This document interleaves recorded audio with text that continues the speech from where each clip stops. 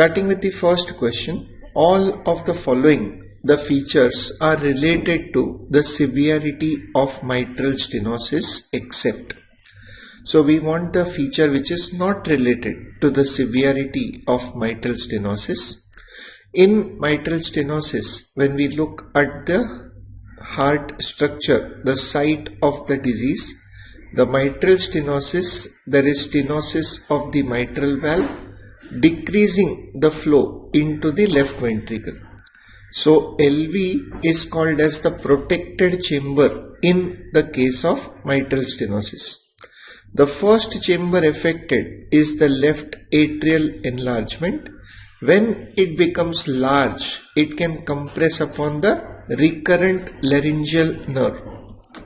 When it becomes large, it can compress recurrent laryngeal nerve, leading to hoarseness of voice. As the disease becomes more severe, there can be pulmonary hypertension. Pulmonary vascular congestion can occur in severe cases of mitral stenosis. If the disease remains untreated, it can lead to right ventricular hypertrophy and eventually features of right heart failure can occur in severe disease. But the one feature that is unrelated to severity is the atrial fibrillation, option number 1. Because Harrison says atrial fibrillation can occur in cases of mild mitral stenosis and may not occur in severe cases. May not occur in severe cases. That means there is no linear correlation between the symptom and the severity.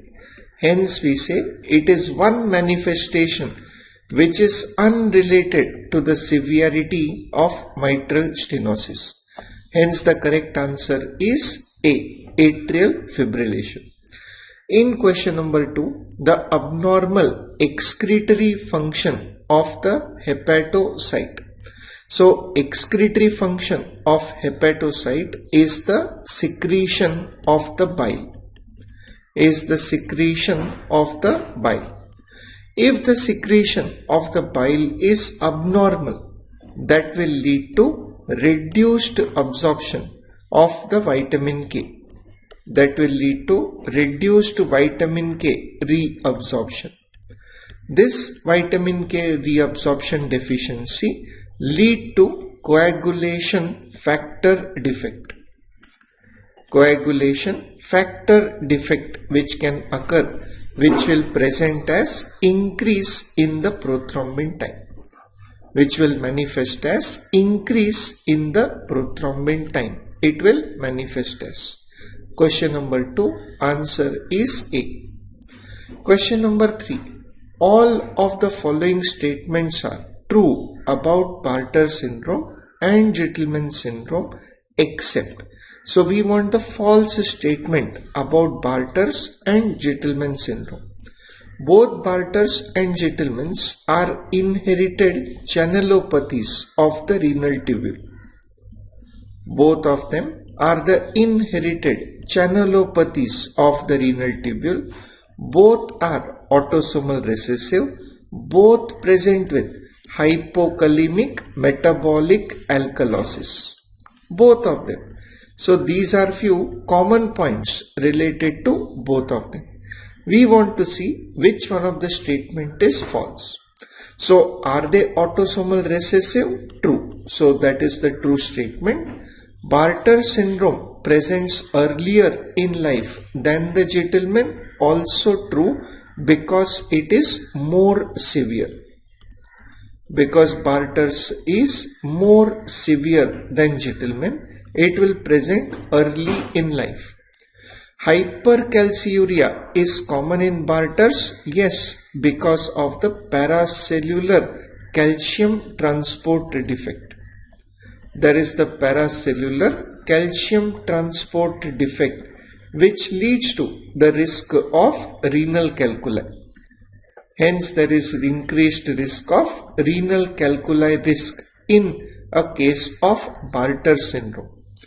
Genetic defect in Barter's involves transporter protein? No. Genetic defect in Barter is defect in the sodium potassium 2-chloride ATPase pump. 2-chloride ATPase pump is the defect.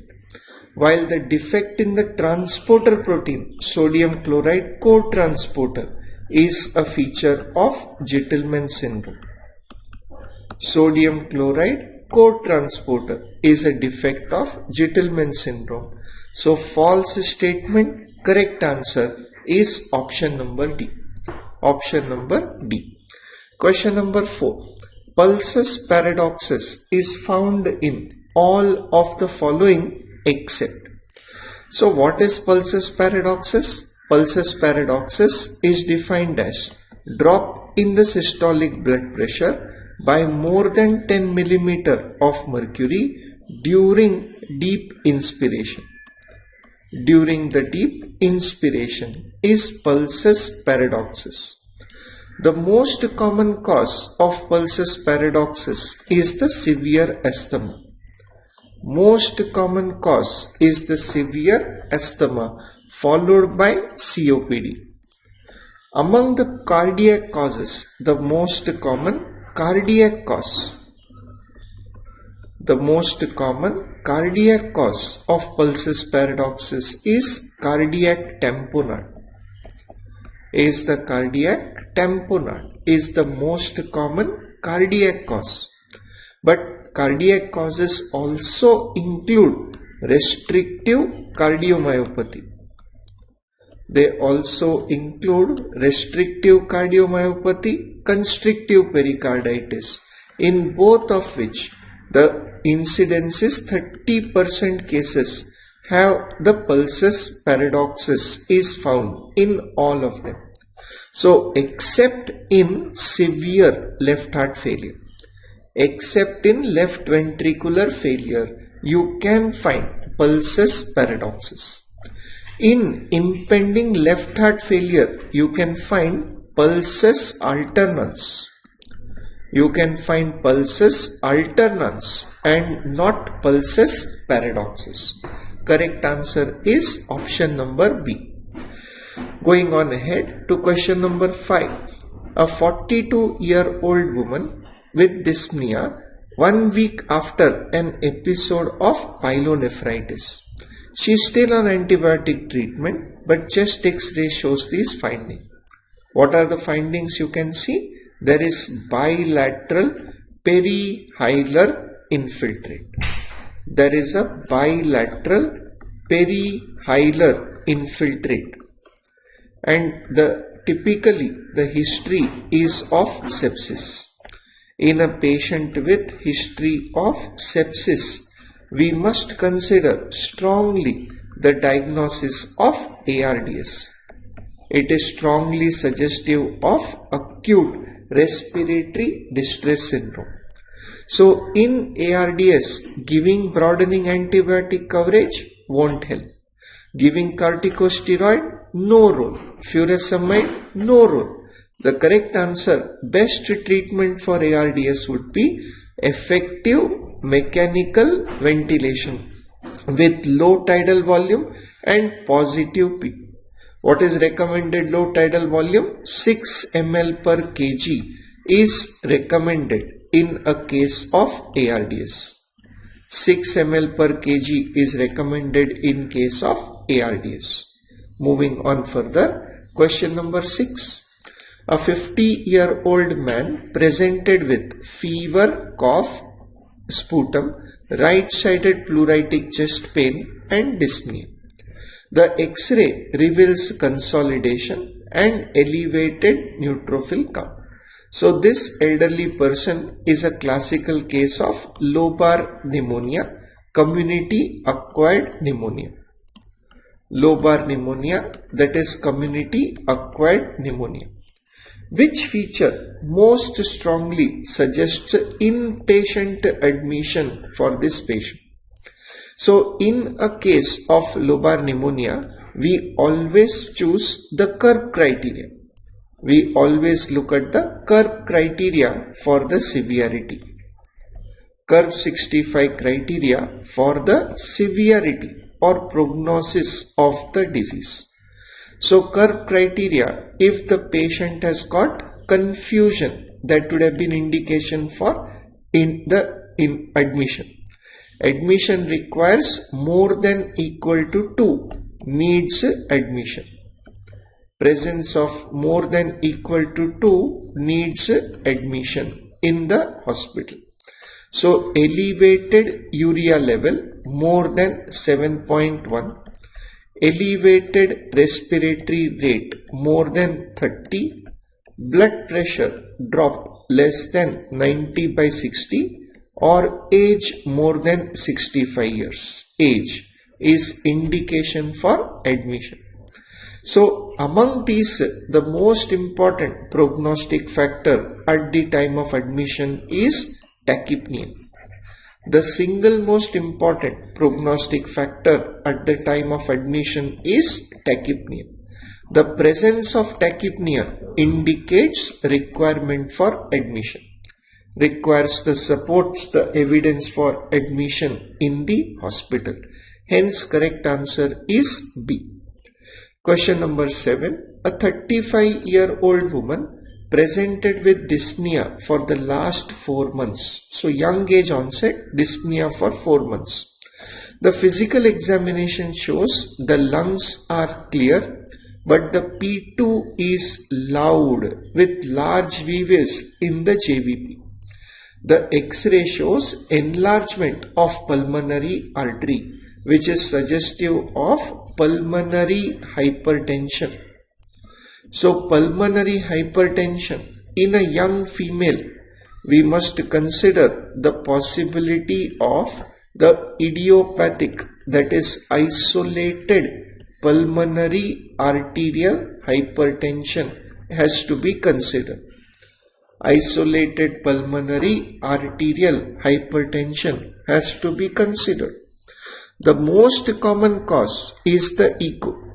Most common cause of pulmonary hypertension is left heart disease. Left heart disease, which we are not suspecting in this particular patient. So spirometry is going to show only the ventilatory volumes, obstructive versus restrictive pattern. There is no role for pulmonary hypertension. Exercise stress test is for ischemic heart disease, coronary disease. So correct answer for isolated PAH is right heart catheterization. In the right heart catheterization, please remember pulmonary capillary wedge pressure less than 20 millimeter excludes pulmonary venous hypertension and confirms isolated PAH. So isolated PAH is a diagnosis of exclusion, we call it. So the PCWP, pulmonary capillary wedge pressure, has to be normal in isolated PAH. Correct answer is D. Question number 8. A patient with polyuria has presented with the following values after ADH stimulation test. So when the patient has got polyuria and the urine osmolarity is less than 300, when the urine osmolarity, it indicates dilute urine. It indicates dilute polyuria where urine osmolarity is low. Even after giving ADH, the osmolarity remains low. The osmolarity remains low in spite of after ADH also. That means where is the problem? The problem that indicates resistance in the tubule. Indicates there is ADH resistance in the renal tubules, and that is called as nephrogenic diabetes insipidus. So problem is not at pituitary level, ADH is there, But in spite of giving ADH, if the osmolarity does not improve, we think of nephrogenic DI. In central diabetes, osmolarity would have returns to normal. Osmolarity returns to normal post ADH secretion. Post ADH secretion. Remember the dictum, in psychogenic, ADH test is not recommended, rather contraindicated, because it can cause fluid overload state. It can cause fluid overload state. Correct answer is B, nephrogenic DI. Question number 9. A 44-year-old boy presented, now boy is not fair except for the boy's mothers. Most girls will agree, है ना, लड़कों के mother के लिए लड़के हमेशा बच्चे होते हैं, है ना, भले वो लड़के बूढ़े हो जाएं. So this question is like that, 45-year-old boy, अरे बॉय कहाँ रह गया वो, बट फिर भी comes with history of migraine, recurrent transient ischemic attack, strong history of stroke and progression to dementia. MRI is seen. MRI clearly shows bilateral, there is white matter hyperintensity. White matter means subcortical infarcts, which is a classical feature of the CADASIL. So cerebral autosomal dominant arteriopathy with subacute infarct and leukoencephalopathy. L stands for leuko. Leuko means white matter. White matter encephalopathy. It is the only monogenic stroke syndrome. It is the only monogenic stroke syndrome which can present in relatively young patient without classical risk factors of stroke. Without classical risk factors for stroke associated with Notch3 mutation. Question number 9, answer is D. Question number 10. What is the most common cause of hypothyroidism in the world? Answer is iodine deficiency. Okay, so there was a revolution that iodized salt reduced the risk of deficiency. But in modern era, health conscious people are consuming rock salt, okay, or unprocessed salt has been consumed as a health fad. So these are deficient in iodine, especially in mountainous terrains, leading to the risk of iodine deficiency. Iodine deficiency.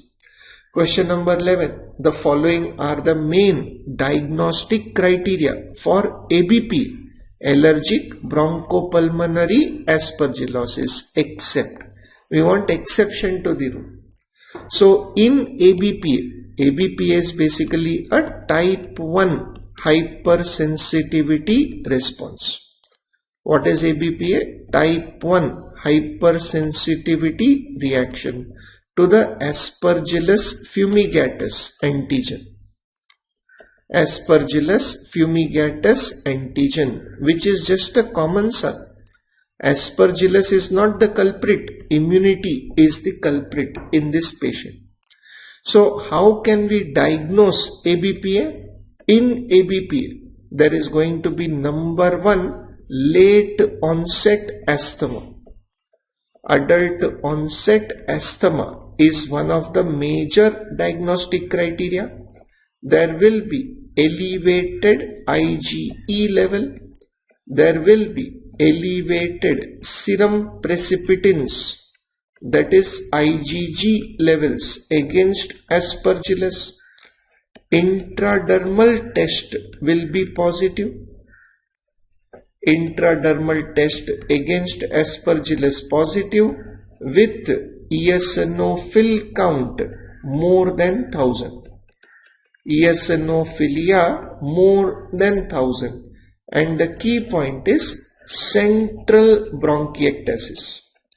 So in our lecture, I always point out, when you get a combination of the two airway disease, late onset asthma with central bronchiectasis, the only answer you think of is ABPA. Late onset asthma and central bronchiectasis, only differential you think of is ABPA. So pulmonary infiltrate, yes. Distal bronchiectasis, no. Bronchial asthma, yes. Peripheral eosinophilia, yes. So can occur except for distal bronchiectasis. Distal bronchiectasis is actually the more common type of bronchiectasis, but central bronchiectasis is a feature of ABP, hence wrong statement, correct answer. Question number 11, option number B. Question number 12, a person presents with the following ABG value. So read the ABG, 7.45. Normal pH is taken as 7.40. So in this patient, the pH is going up, which is suggestive of alkalosis. pH is more than normal, indicating alkalosis. If there is a defect, look at PaCO2 or bicarb, 30. Normal CO2 is 35 to 45. So in this patient, the PCO2 is going down, less than normal. So the movement of pH and CO2 is opposite direction. Opposite direction to the pH. pH was going up, CO2 is going down. It is suggestive of respiratory alkalosis. So patient is primary respiratory defect. So this patient is having respiratory alkalosis is the correct answer here. Respiratory alkalosis.